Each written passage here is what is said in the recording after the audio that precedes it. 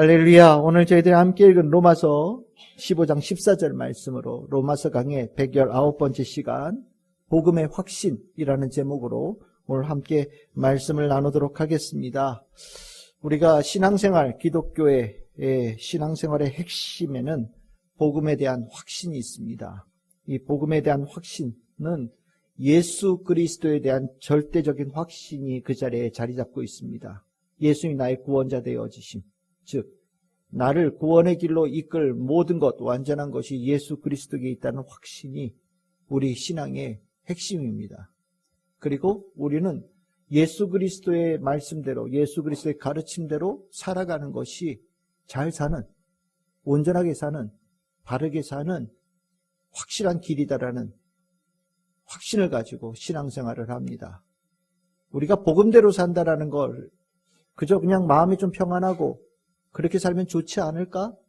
그렇게 살면 나을 수도 있을 것 같은데 라는 생각으로 복음을 받아들인다면 실은 그것은 믿음이 없는 거랑 똑같은 겁니다. 우리가 예수를 믿는다라고 얘기할 때는 예수님의 그 길을, 예수님의 삶을 같이 사는 겁니다. 내가 비록 지금은 좀 모자랄지라도 예수님의 살아왔던 삶, 또 예수님이 가르친 삶을 내가 반드시 살고 싶다. 또 그것이 바른 것이다. 그렇게 되어져야 된다는 확신이 우리 성도들에게 있고 또 삶의 목표에 분명하게 서 있어야 됩니다. 우리가 복음에 관계되어진 삶, 다들 중요하다는 걸 너무나도 잘 알고 있기 때문에 다들 말하면 복음대로 산다라고 얘기를 합니다. 저는 제 신앙은 예수 그리스도의 복음과는 조금 다릅니다 라고 얘기하는 성도는 저는 이제까지 한 번도 본 적이 없어요. 그러니까 다들 복음대로 산다라고 다들 얘기하고 또 그렇게 살아가기를 원한다라고 생각합니다. 그런데 우리가 정말 실제 상황에서 부딪히게 되어지면 진짜 복음대로 사느냐? 진짜 예수 그리스도의 복음을 완전한 답, 올바름으로 인정하고 그것을 받아들이며 사느냐?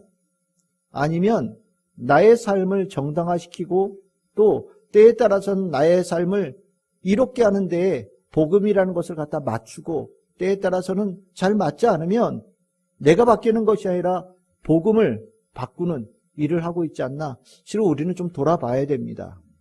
제가 오늘 설교가 조금 무거울 수 있어요. 제가 이제까지 했던 설교하고는 조금 오늘 좀 다를 수 있습니다.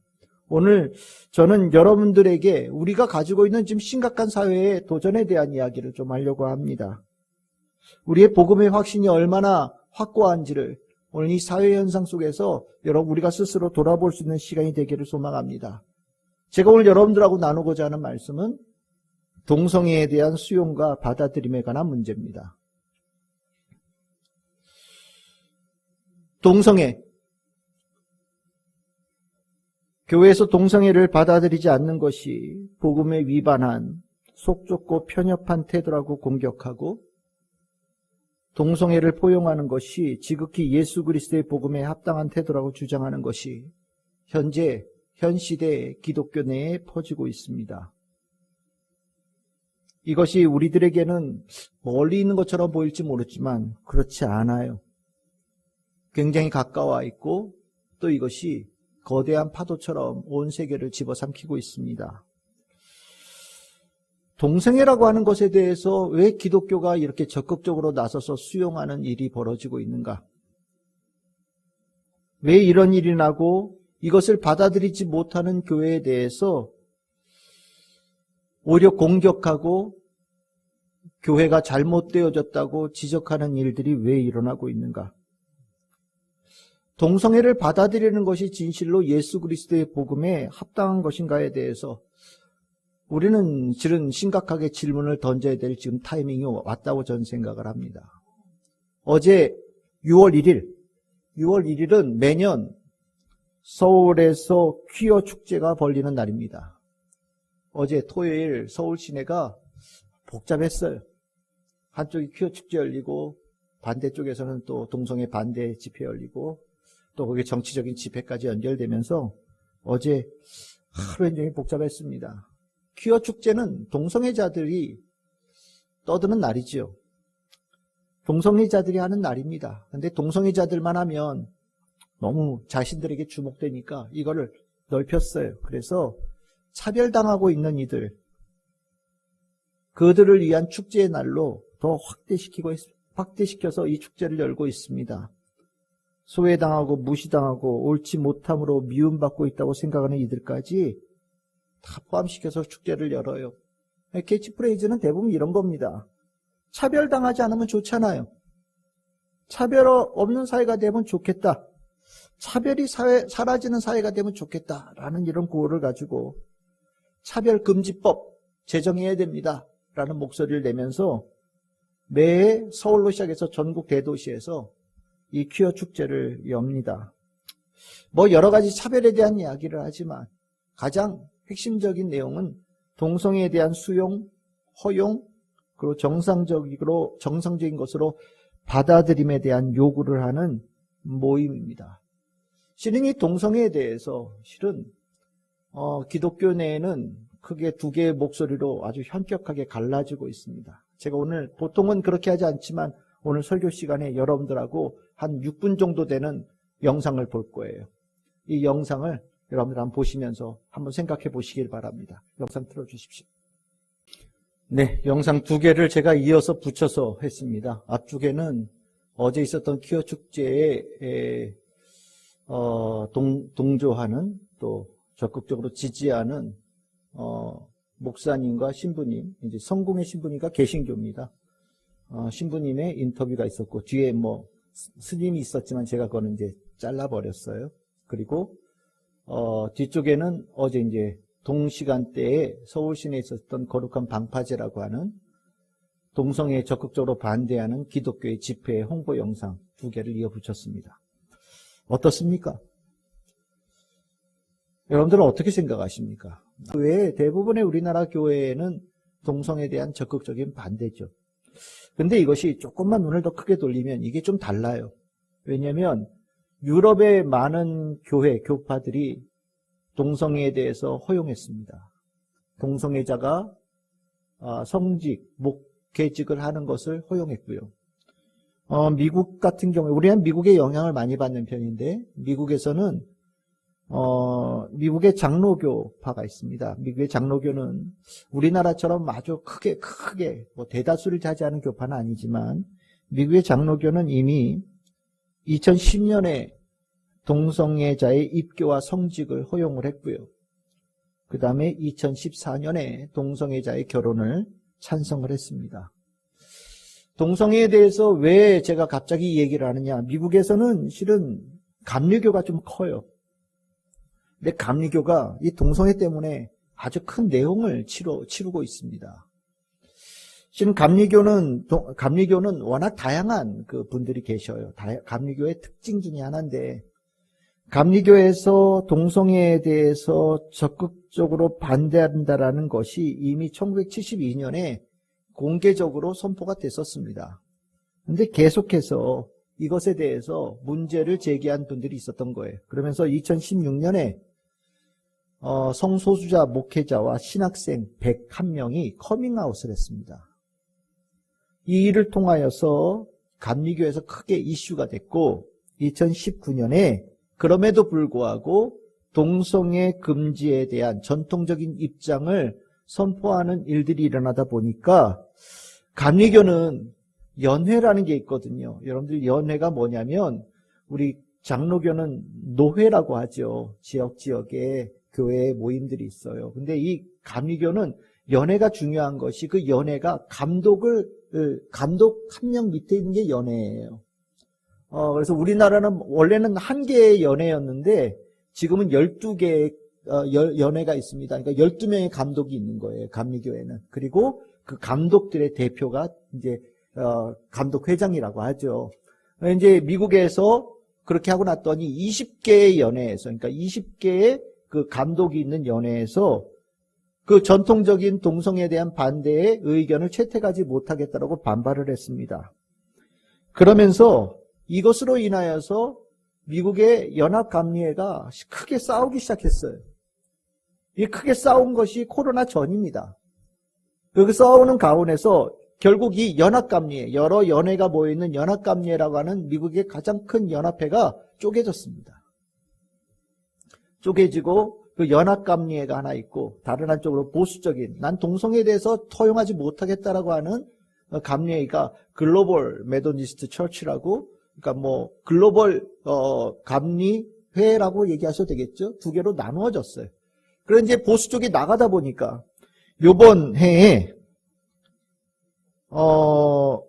총회에서 압도적인 표차로 동성애에 대해서 허용하는 결의가 이루어졌습니다.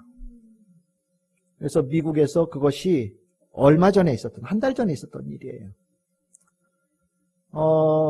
이 일을 통해서 미국에서 감리교가 찢어지면서 대신 이제 한 발짝 조금 넣은 것이 이게 다 전 세계적인 감리교와 연합이 돼 있거든요. 우리나라 감리교도 연합이 돼 있거든요. 그러다 보니까 각 연회에서, 각 지역에서 우리가 이렇게 결정했지만 반드시 따라야 되는 건 아니다라는 여지를 좀 두었다라고 하는데 이것이 굉장히 큰 문제가 되어졌어요. 미국의 동성애가 허용되어지는 교회가 퍼지고 있는 겁니다. 이 일에 한국교회 목사님들이 굉장히 많은 반대 측에 섰었어요. 그러면서 그 목사님들이 한국교회에다 경고를 합니다. 미국 교회가 이렇게 변화되고 있으니 한국 교회도 얼마 가지 않아서 이 물결이 흘러 들어갈 것이고 이 도전에 대한 직면을 맛보게 될 것이다라고 얘기를 합니다. 미국의 감리교와 장로교는 동성애에 대한 허용 쪽으로 이미 기울어졌다라고 보셔도 될 것 같아요. 미국의 실은 이것이 심각하게 정치적인 문제로도 연결됩니다. 지금 현재 미국의 대통령이 바이든이죠. 민주당입니다. 공화당 쪽에 대통령 후보 올해 이제 대통령 선거 있겠지만 트럼프라고 하는 사람이죠. 겉으로만 보면 바이든은 굉장히 신사고 트럼프는 무슨 남봉까지 생겼어요. 별로 안 좋아합니다. 우리나라 사람들. 그런데 미국에서는 트럼프에 대한 인기가 꽤 높아요. 다음번 대통령이 트럼프 될 가능성이 높다라고 얘기합니다. 그건 왜 그러냐? 미국의 바이든이 부통령일 때 대통령이 오바마였죠. 오바마가 굉장히 연설을 잘합니다. 굉장히 젠틀하죠. 근데 미국 내에서 끊임없이 의심이 나왔어요. 그게 뭐냐면 오바마가 기독교인이 아닌 것 같다라는 거예요. 성경에 손을 얹고 선서를 했지만 기독교인이 아니라는 것 같다라는 겁니다. 그러면서 미국 내에서 이 문제가 보수 쪽에서 계속해서 나왔습니다. 그러면서 이 민주당 계열 쪽에서 이 동성애에 대해서 적극적으로 지지하거든요. 그 지금 감리교나 장로교나 다 민주당 쪽이라고 보통 얘기를 해요. 미국에서 가장 큰 교파는 감리교도 아니고 장로교도 아닙니다. 미국에서 가장 큰 교파는 침례교예요. 그 침례교가 우리가 알고 있는 텍사스 지역을 중심으로 한 남부 지역의 핵심을 이룹니다. 그래서 우리가 보통 선거할 때 바이블 벨트라고 하는 이름을 들어보셨을 거예요. 보수층 기독교인들이 살고 있는 지역을 바이블 벨트라고 그래요. 이 바이블 벨트에 있는 이 침례교, 중심되어진 침례교는 동성애에 대해서 완전한 반대예요. 그러면서 이 미국이라는 사회의 정통을, 기독교의 전통을 민주당이 무너뜨리고 있다고 생각을 합니다.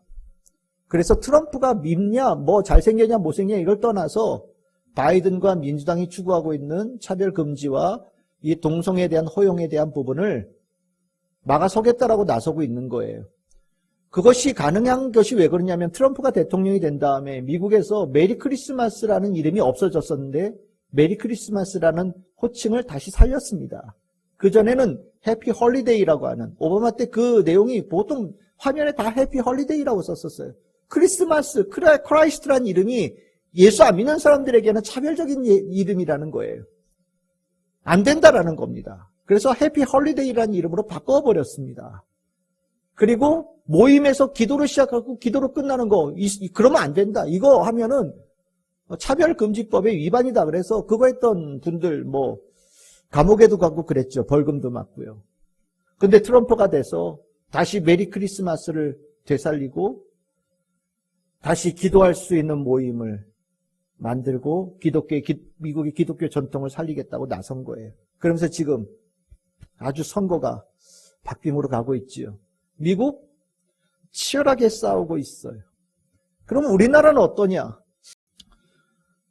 저와 이름이 비슷한 분이 한 분 있습니다. 이동환이라고. 여동환 아니고 이동환입니다.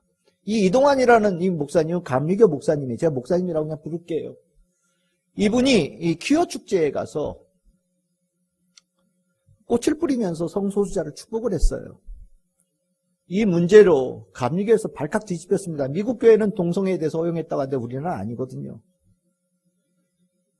그러면서 2019년에 가서 이제 코로나 전이죠. 코로나 전에 가서 그 일을 한 거예요. 그러고 나서 미국에서 우리나라 감리교 목사님들이 발칵 뒤집혔습니다. 이동환 목사를 징계를 해야 된다. 그래서 징계위원회에 올라가가지고 어떻게 됐냐?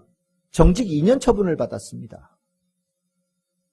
근데 이동환 이 목사라는 분이 거기에 대해서 받아들일 수 없다라고 싸우기 시작했어요. 그것이 언제 판결이 났냐? 올해 3월에 판결이 났습니다. 결과는 이동환 출교. 이동환은 목사도 아니고 이동환은 감리교 교인도 아니다. 출교했어요.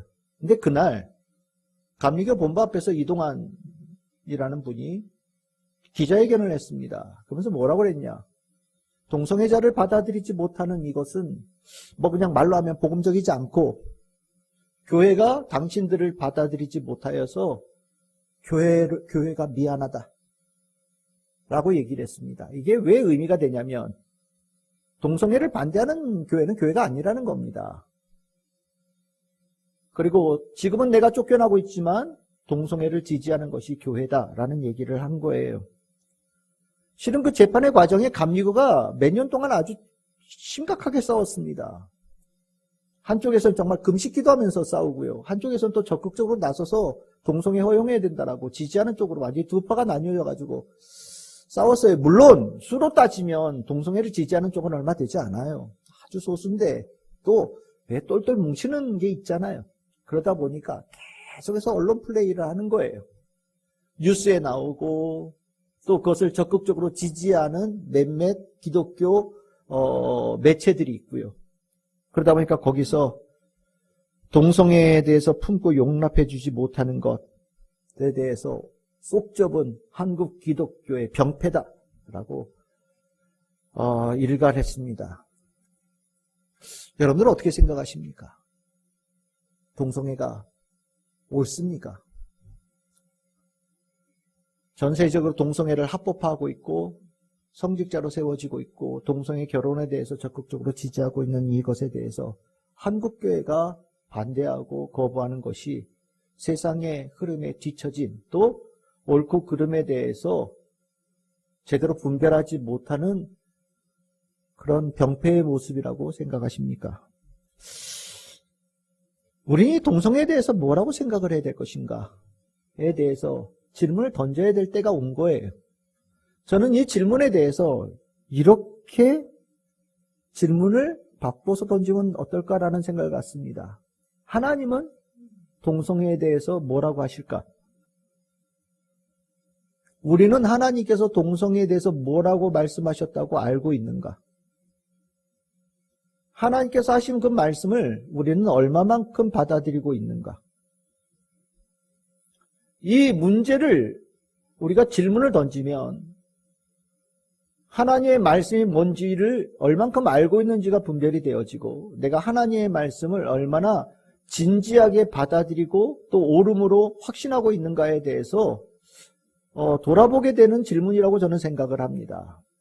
하나님은 그렇게 말씀하셨지만 요즘에는 그것이 어울리지 않아요 라고 생각하는 분들도 있을지 몰라요. 하나님께서 말씀하신 것은 이런 것도 있지만 이런 것도 있는데요 라고 얘기하면서 동성애가 꼭 나쁜 것은 아니라고 얘기할 수 있지 않을까요? 라고 말하는 분들도 계실지도 몰라요. 오늘 설교의 주제로 본다면 복음의 확신. 복음이 뭐냐에 대해서 얘기할 때 이 동성애에 대해서 옹호하고 포용하는 분들의 얘기는 그런 거예요.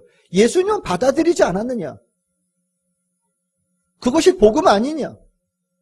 그러면 성소수자 받아들여야 된다. 포용해야 된다. 왜 그들을 미워하고 왜 그들을 갖다 대적하느냐? 받아들여야지. 라고 주장을 하는 거예요. 그게 복음이다라고 얘기를 하는 겁니다. 그분들은 복음을 그 수용하는 쪽에 포커스를 두고 복음을 이해하는 거예요. 근데 반대하는 쪽은 또 어떠냐? 복음이 왜 그렇게 해석되어지느냐? 복음은 옳음이 중요한 거다. 발음이 중요한 거다. 그 옳음과 발음으로 회개시키고 올바른 길로 돌이키게 해서 구원의 길로 나아가는 것이 복음이지, 죄에 대해서 허용하고 죄에 대해서 인정하고 잘못되어진 것을 포용하는 것이 복음이 아니다라고 주장을 합니다. 여러분들은 어떻게 생각하십니까? 한국교회가 동성애에 대해서 아주 적극적으로 나서서 일선에서 싸우고 있어요. 실은 한국 사회에서 동성애에 대해서 한국교회 빼면 싸우는 존재들이 있냐? 없다고 생각해도 될 것 같아요. 그러면 다들 동성애에 대해서 지지해서 가만히 있냐? 그건 아니죠. 다 동성애에 대해서 뭔가 찜찜한 부분들 다 가지고 있어요. 하지만 나서서 욕먹기는 싫은 거죠. 많은 분들이 이렇게 얘기합니다. 그 사람들 자유 아니냐?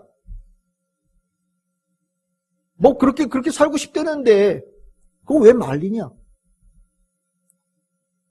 그를 말릴 권한이 당신에게 어디에 있느냐? 그 사람들이 그렇게 산다고 당신에게 피해 준 적 있냐?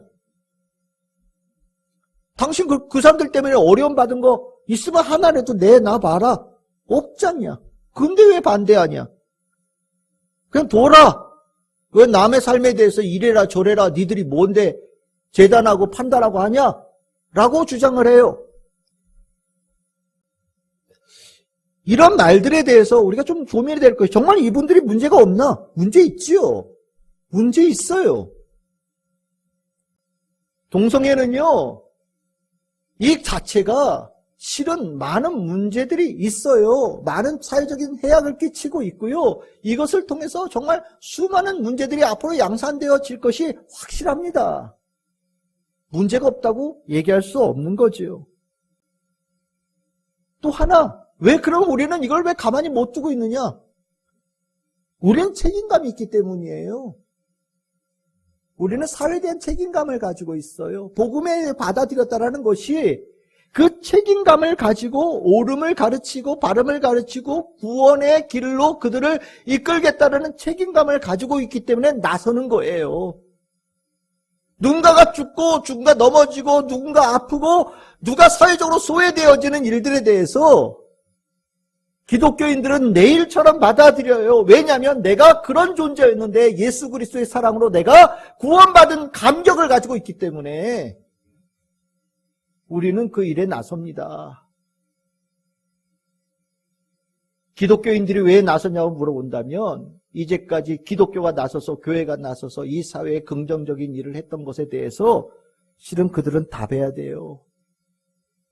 한국의 복지에 관한 일에 거의 대부분을 교회에서 담당했습니다. 고아, 과부, 장애인, 사회적으로 배척하던 천민들, 우리가 너무나도 잘 알고 있는 한센병 환자들, 이 사회에서 다 버릴 때 누가 그들을 돌봤습니까? 교회에서 돌봤어요. 왜요? 돈 많아서요? 아니에요. 그것이 옳은 것이기 때문에, 바른 것이기 때문에, 우리가 그 은혜를 받았기 때문에. 기독교인들이 돈이 많습니까? 그렇지 않아요. 하지만 우리가 돈을 모아서 헌금하여서 구제로 쓰고 또 그런 사회 일에 씁니다. 우리의 사명을 알고 이 사회를 건강하게 또 구원받는 사회가 되어지는데 힘을 다해서 하는 것이 우리의 일이라고 생각하기에 그 일을 했어요. 우리가 그 일을 할 때에 실은 사회는 감사했습니다. 왜? 옳음이니까. 우리는 그 일을 복음에 합당한 일이라고 생각하면서 했어요. 근데 지금은 얘기를 합니다. 동성애자를 허용하지 못하는 것이 복음에 어긋나는 일이라고 얘기를 합니다. 동성애자를 포용하지 못하는 것이 복음에 어긋나는 길이라고 얘기를 합니다. 정말 그럴까요? 아니죠. 동성애를 포용하지 못하는 것이 아니라 우리는 동성애가 옳고 바르다라고 얘기하는 것에 대해서 반대하는 거예요. 동성애가 정상적이란 것이라고 얘기하는 자들에 대해서 반대하는 겁니다. 왜냐하면 그것이 하나님 예수님의 가르침과 반대되어지기 때문이라는 것을 우리가 확실하게 믿기 때문이에요. 우리는 그들에게 나아갑니다. 그들을 위해서 그들에게 갱생과 회생과 구원의 새로운 길을 이끌어주기 위해서 사랑하는 마음으로 그들에게 나아갈 수 있어요. 하지만 그들을 잘했다라고 축복할 수는 없는 거라는 거죠.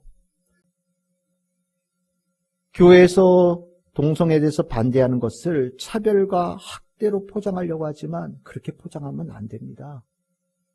차별과 학대가 아니에요.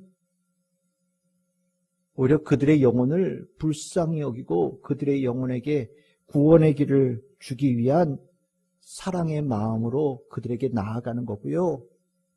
악함으로 이 사회가 뒤덮이는 것을 그냥 두고 볼 수 없는 교회가 나서서 우리에게 맡겨진 일을 감당하는 겁니다. 제가 왜 이 이야기를 길게 하느냐? 요즘 학교에서 아이들이 이 교육을 받는데요. 학생 인권조례. 얘들아, 모든 사람들은 다 동등하단다. 맞는 얘기죠. 차별을 두면 안 된단다. 맞는 얘기예요. 동성애자도 차별받으면 안 된다라고 가르쳐요. 이거는 다른 얘기예요. 차별이라는 단어를 지금 사회에서는 교회를 깨트리고 복음을 깨트린, 오름을 깨트리는데 차별과 학대라는 단어를 쓰고 있어요. 교회는 차별 덩어리, 교회는 학대 덩어리, 죄인을 품고 사랑한다고 얘기하지만 정작 죄인을 더 많이 양산하는 곳이 교회다라고 얘기를 하면서 동성애를 허용하지 못하는 교회는 사회의 병폐적인 존재라고 얘기를 합니다. 그리고 많은 기독교인들이 그런 것 같아, 그럴 수도 있지 라고 생각하고 지금 받아들이고 있어요. 이 문제 돌아봐야 돼요. 뭐를요? 내가 진정으로 복음에 대한 확신으로 살아가고 있는 그리스도인인가를 돌아보는 기회로 삼아야 돼요. 복음에 대한 확신이 있다면 실은 이 동성애에 대해서 받아들일 수 없는 겁니다. 우리가 왜 복음의 삶에 대해서 세상에 외칩니까?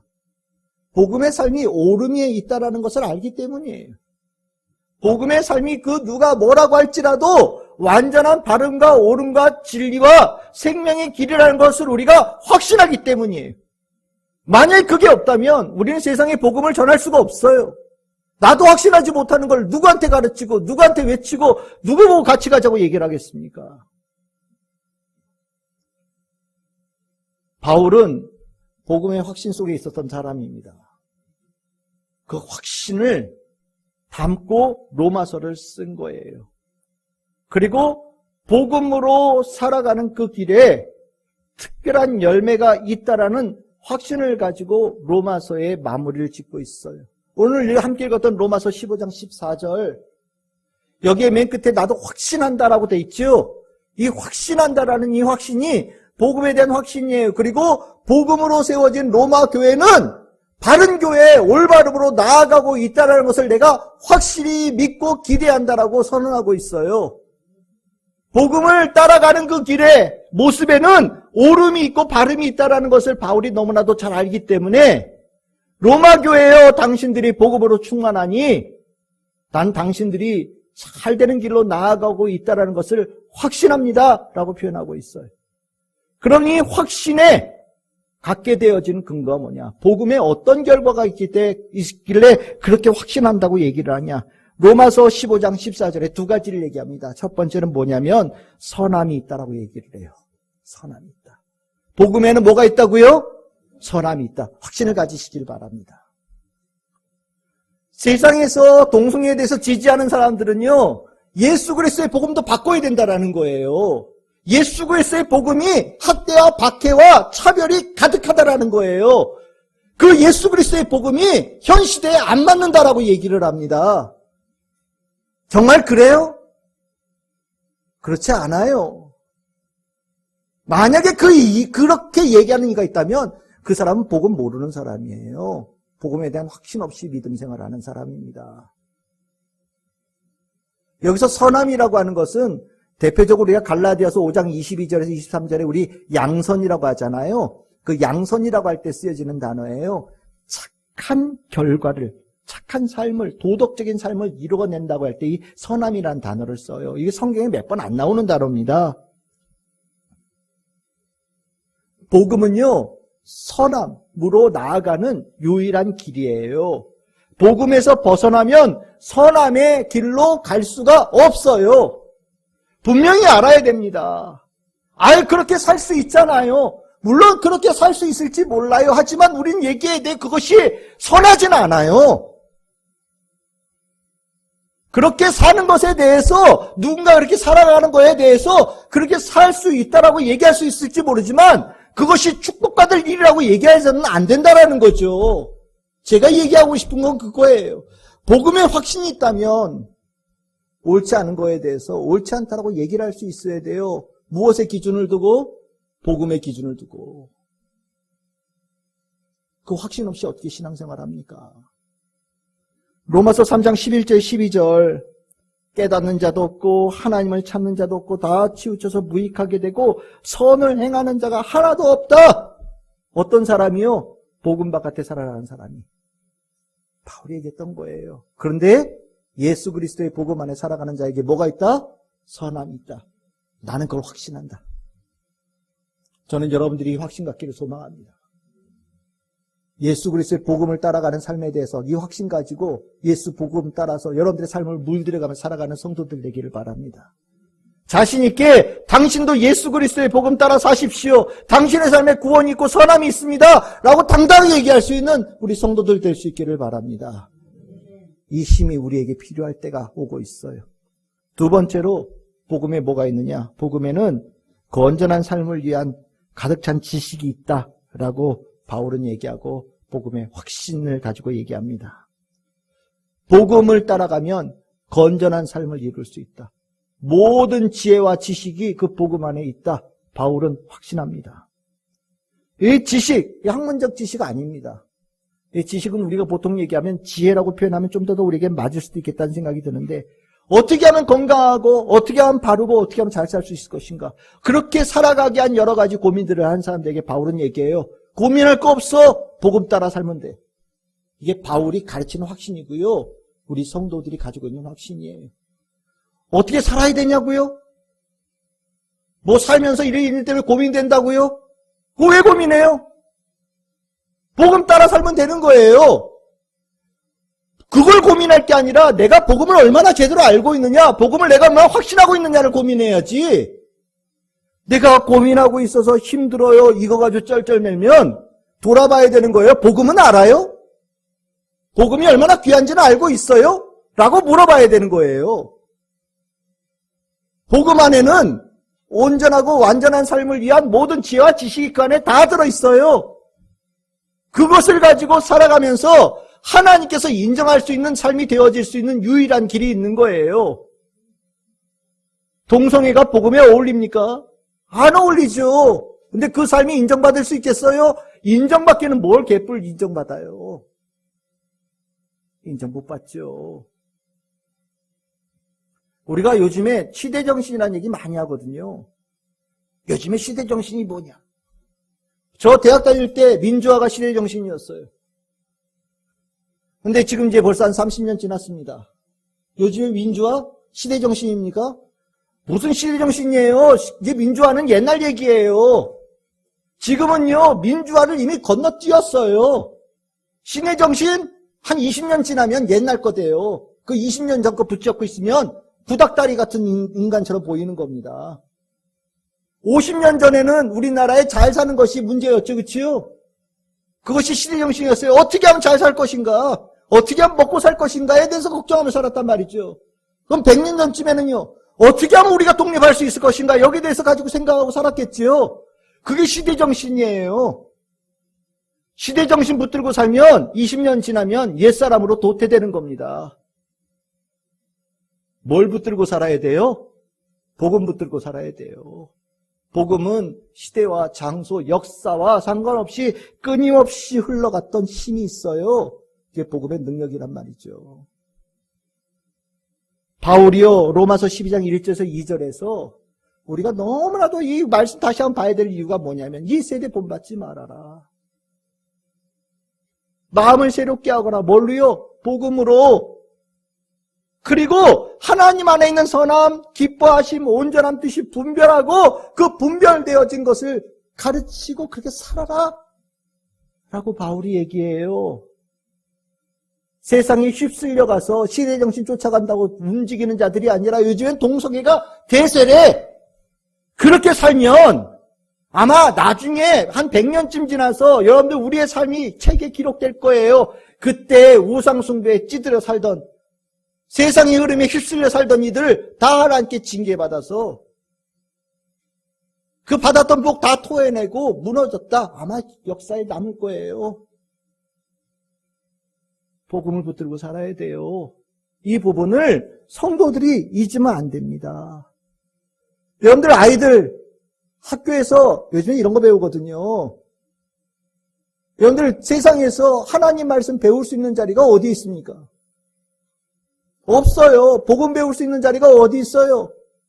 없어요. 교회밖에 없어요. 교회밖에 없어요. 전에는 다니면서 이런저런 얘기도 했지만 요즘 애들은요, 그거 할 새도 없대요. 학교에서 선생님만 좀 좋은 선생님 만나도 그거 진짜 복받은 애들이에요. 유엔 선생님들 애들에 관심 별로 없어요. 밥벌이 하려고 선생하는 거지 무슨 애들 가르치려고, 애들 잘 양육하기다 선생하는 사람들이 몇 명이나 됩니까? 아이들에게 세상에 대한 걸 가르치기 전에 하나님의 말씀을 가르쳐줘야 돼요. 복음을 가르쳐줘야 돼요. 그래야 그 아이들이 제대로 살 수 있어요. 디모데후서 3장 13절 17절, 세상의 악한 가운데 이리저리 흔들릴 때 우리는 성경은 능히 너희로 하여금 그리스도 예수 안에 있는 믿음으로 말미암아 구원에 이르는 지혜가 있다. 이는 사람으로, 하나님의 사람으로 온전하게 하며 모든 선한 일을 행할 능력을 갖추게 해준다. 결국 우리가 요즘에 이 동성애와 같은 일들이, 동성애는 하나의 문제죠. 수많은 문제들이 있어요. 왜 이 문제들에게 우리 교회가 흔들리고 있는가? 성경 몰라서 그래요. 복음에 흔들려서 그래요. 교회가 돈에 흔들린 지 오래됐고요. 교회가 권력에 흔들린 지 오래됐고요. 교회가 세상의 쾌락에 흔들린 지 오래됐고요. 세상과 어울리고 어깨동무하는 거에 대해서 즐겨하고 그 자리에 나가서 함께 연애를 즐기는 거에 대해서 교회가 너무 익숙해졌어요. 왜요? 성경 모르고 복음에 대한 확신이 없어서 이런 일이 일어나는 거예요. 이제 그러고 나니까 동성애와 같은 말도 안 되는 것에 대해서도 흔들리는 일들이 일어나고 있는 거예요. 동성애가 뭐 나쁜가? 성경 거 옛날 거 아니야? 요즘 시대에 안 맞는 거 아니야? 이런 소리 하는 것들이 교회 내에 퍼지고 있어요. 이런 소리들이요. 얼마나 안타까운 일입니까? 복음의 확신이 필요한 시대를 살고 있어요. 우리 그렇게 해야 돼요. 어제 집회는 얼마나 컸는지 알 수 없어요. 계속 동영상 중계를 해주는데 목사님들 나와서 목이 터져라고 얘기하지만 그 옆에는 제가 영상이 너무 이상해서 못 가져왔어요. 막 애들 데리고 거기로 오라고요? 미친 거 아니에요? 가족끼리 와서 구경하라고요? 미친 거 아니에요? 잘 뜯어보면 볼만한 게 있다고요? 미친 거 아니에요? 왜 범죄 현장에 애들 데리고 가지고 이렇게 살라고 가르쳐주지? 그러면 안 돼요. 정말 한국교회가 정말 그나마 다행인 것은 거의 대부분의 교단이 동성애에 대해서 결사적으로 반대하고 있어요.